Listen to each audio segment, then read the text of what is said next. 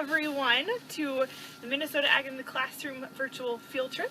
I'm going to see if I can check out this video that's going on so I can see when you log in. But teachers, as you log in, let us know your student's grade level, what school you're from, so that we can say hello.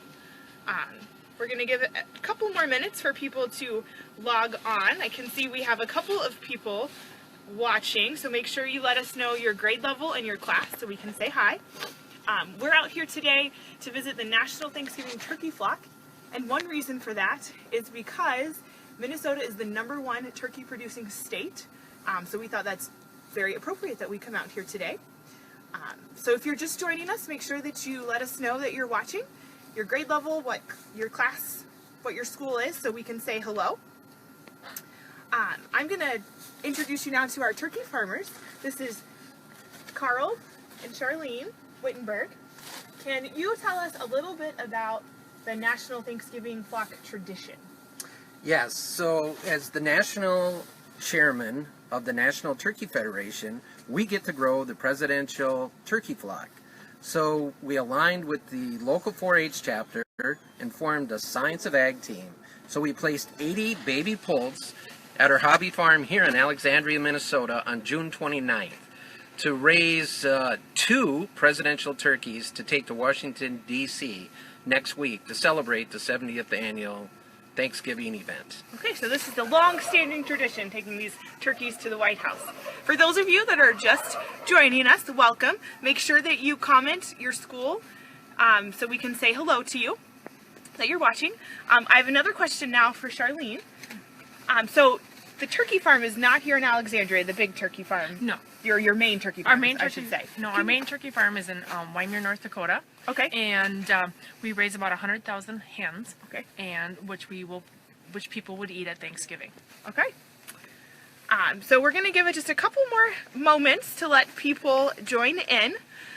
So we can't show you video today of the North Dakota turkey farm, but we wanted you to be able to see that. So in the comments, we will be posting a video from, was that a few weeks ago, a month ago, or how long ago did you guys go out there? About a month ago. About a month ago. So the birds are smaller than the birds we'll see today? Yes, much smaller, yes. Okay. Yes. So that'll be posted in the comments. So at the end of this live video, you're welcome to watch that so you can see what their turkey farm looks like. So I think we are about ready to head inside. What do you guys think? Yeah, it'd be awesome to go see the presidential suite. All right, let's do it. Let's go in.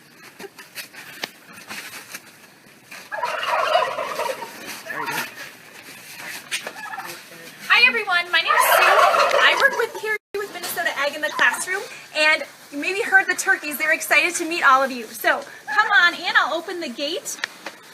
Carl and Charlene are putting on their coveralls, which Carl will describe why we're doing that. But look at these turkeys and look at where they live.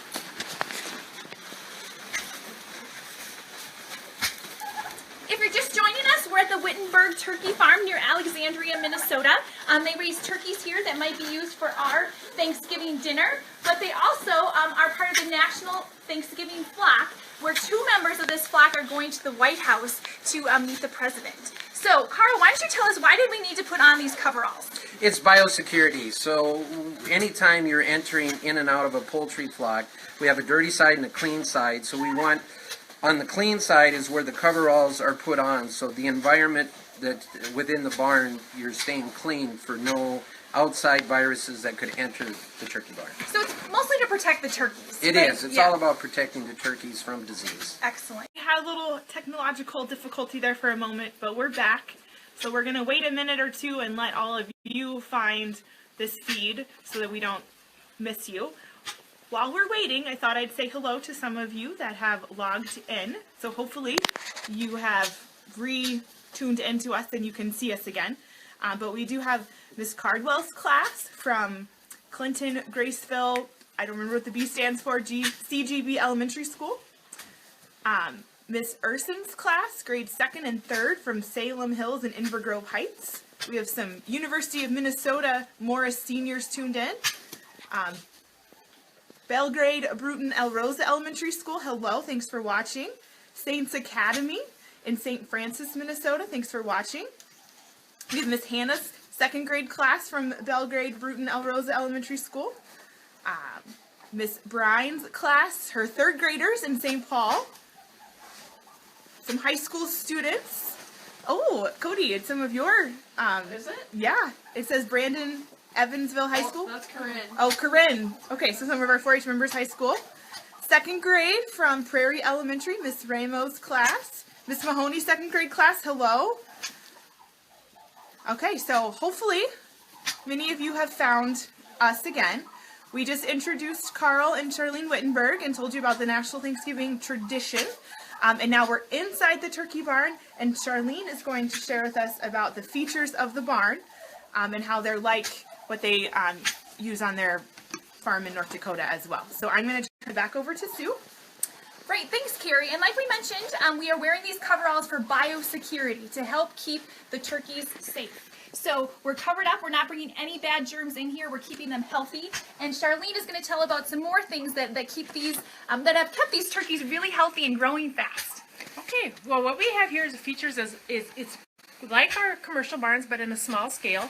And what we have here is our feed line, and in here we carry the feed that the turkeys eat, and it runs through the auger, through the whole system, and it fills each pan. So in this system here, we do have, if you want to see it, is ground corn, and they used to be most soybean meals, and vitamins and minerals, kind of like vitamins like how you guys would eat them. So that's what we have in here. And over here is their water line, and then the water will come in, and they have to hit the pendulum, and the water will fill up, and they can drink out of it.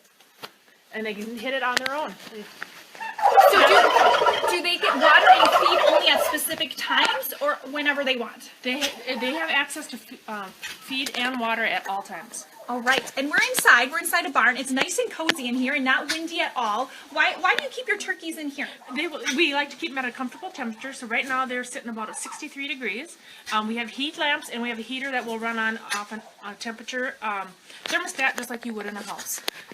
Awesome, so they're climate controlled, perfectly comfortable. I also noticed there's some wood shavings on the ground.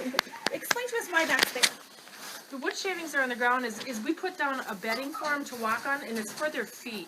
So it's helping cushion their feet, and it keeps the whole area covered and soft for them. All right, I have heard turkeys have sensitive feet. Is that true? Yes. Hi everyone, again. Hi guys.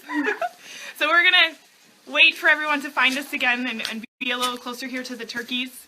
You know, technology sometimes is a great thing, but today we seem to be struggling despite thinking we had some great technology set up. So while we wait for people to return to us, I have some, hello, turkey likes my phone. I have a few more people to say hello to. Second grade from Worthington Prairie Elementary is watching. We have someone from Canada, so hello Blair, thanks for watching. Miss Lowe's, fourth grade from Newfolden Elementary in northern Minnesota. Thanks for watching, guys. Miss Roostad's fourth grade class in Newfolden, Minnesota. We have Miss Carol and Miss Hamer's class in Austin, Minnesota. Miss Biss's class from fourth grade from West Central area. And Mrs. Steffel's class in Worthington, Minnesota. So thank you for tuning in and bearing with us and continuing to watch. We definitely want to know if your classes have some questions about these birds here.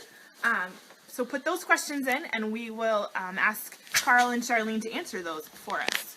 So hopefully we've got more people back. So let's turn it back over to Sue and Carl. Hey everyone, if you're just joining us, we're at the Wittenberg Turkey Farm near Alexandria, Minnesota. I'm joined by Carl, who is the farmer here and also the chairman of the National Turkey Federation, and his wife Charlene, who spoke with earlier. And we are going to talk about these turkeys. They gobble on command. So Carl, why don't you start out telling us how big they are, how much they weigh, that sort of stuff. Yeah, we're down to the 7 finalists to go to the Washington, D.C. event. And the turkeys in here weigh somewhere between 36 pounds up to 47 pounds live.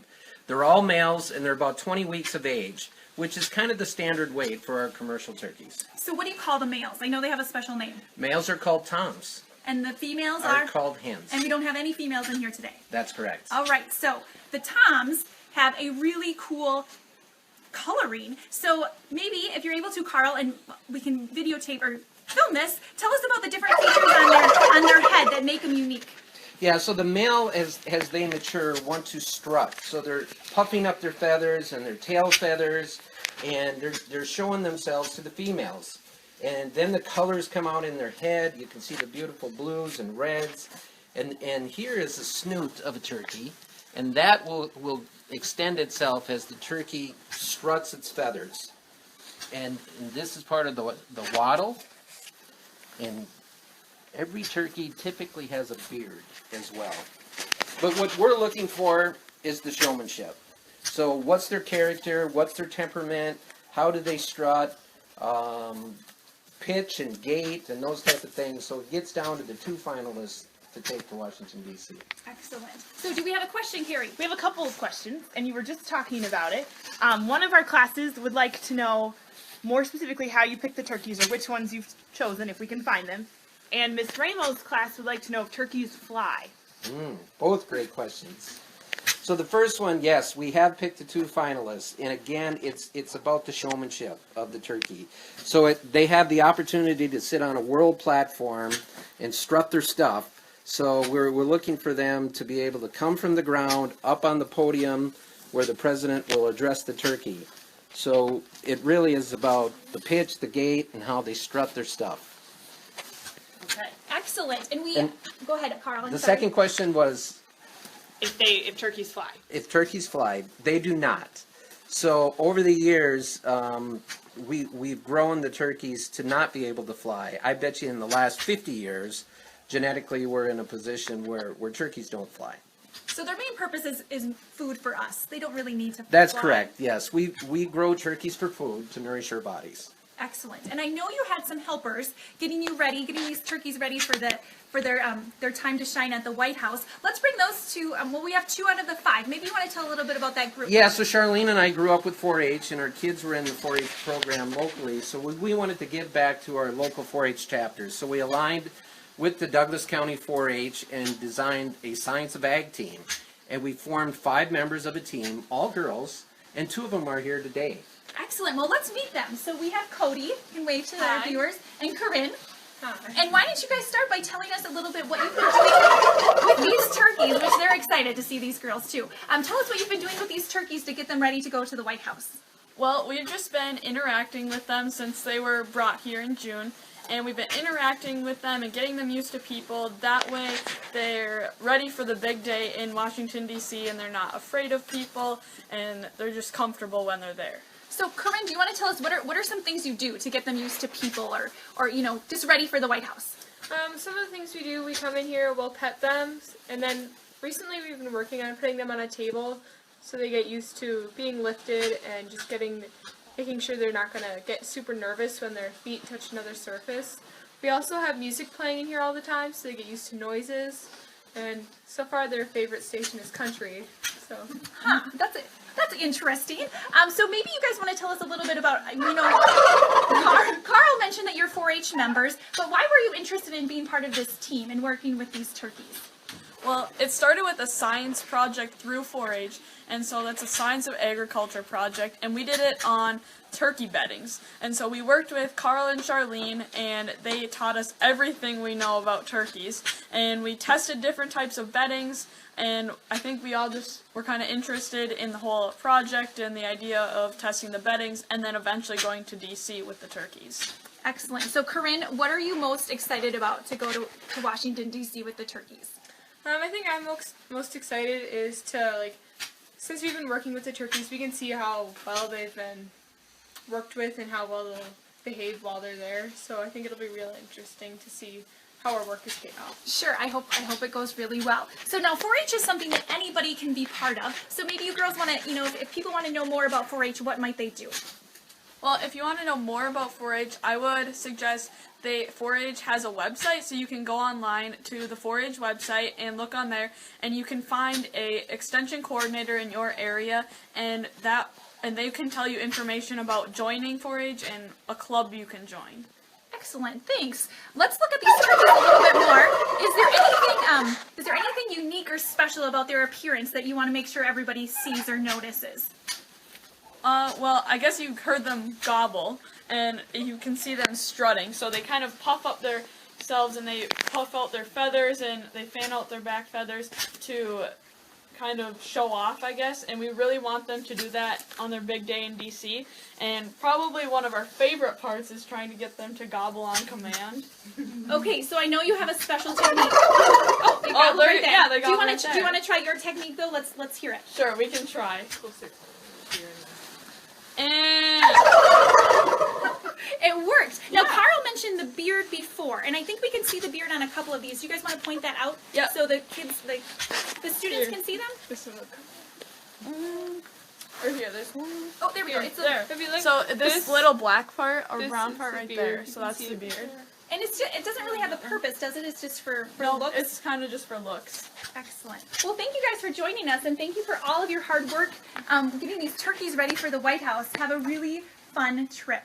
We're going to throw it back to you. Carrie and Charlene, and yeah, there they are. Okay, so I have a couple of questions for Carl and Charlene. So now is your time to answer them. We probably won't be able to answer all of them, so we have some other people that will be responding to your questions if we don't get a chance to ask. So, we did have a question again about how big are these turkeys, or how much do they weigh right now? These males here are from 36 to 47 pounds live weight. Okay, that's pretty big. Also, a question is, how does the White House choose which farm to bring the turkeys from? Which we might have talked about that, but people may Yeah, have so as chairman of the National Turkey Federation, you get selected to bring the 2 turkeys to the White House. Awesome. So I'm waiting to see if we have a couple more questions. Here's a great question. If turkeys can't fly, how do they roost in trees? So the wild turkeys have the ability to elevate themselves up to a certain height, but domestic turkeys do not. Okay. So they do not roost in trees. We did have a question about naming the turkeys. Now, generally on a turkey farm, we aren't going to be naming the turkeys. You have too many to name them and to know. But I have been told that the turkeys that will visit the White House will have names. There was a naming contest that I think ended yesterday, and so I'm sure that announcement will be coming soon, what the winning turkey names will be. So watch our page or the Minnesota Turkey Growers page for that information. So it looks like we aren't getting any more questions right now, or my screen is not showing them. So, I think it may be time to tell everyone Happy Thanksgiving. Did you guys have any last thoughts you wanted to share about these turkeys or turkey farming? Charlene, I have one last question. Where do the turkeys stay in D.C.? Someone wants to know if they stay in a hotel. They stay in a hotel. They have a room to themselves in a very nice hotel in DC. Along those same lines, how did the turkeys get to DC? They're transported in a vehicle, so we'll have a gentleman here that picks them up, and he takes them straight through to their suite in Washington, D.C. I think they may have a better time than the rest of us will in their nice hotel suite. So, well, thank you everyone for tuning in. I'm Carrie Seidel with Minnesota Ag in the Classroom. So teachers, if you're watching and you would like some additional activities to use agriculture in your classrooms, you can check out our website at mn.agclassroom.org. If you are wondering about when the ceremony will take place, where these National Thanksgiving birds are presented at the White House, we expect it to be sometime next week, so you can be checking the Minnesota Turkey Facebook page for those details, or our page, and we'll try to get that information out to you. So, thank you for watching, and Happy Thanksgiving from Minnesota Ag in the Classroom and the Minnesota Turkey Growers. Happy Thanksgiving, Happy everyone. Thanksgiving.